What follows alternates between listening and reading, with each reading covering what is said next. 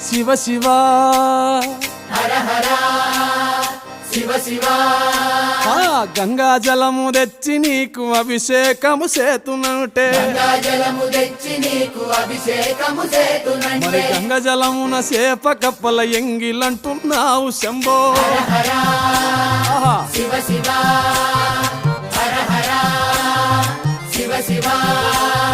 సాంబ శివ నీదు మహిమ ఎన్నటికీ తెలియదాయే హర హర శివ శివ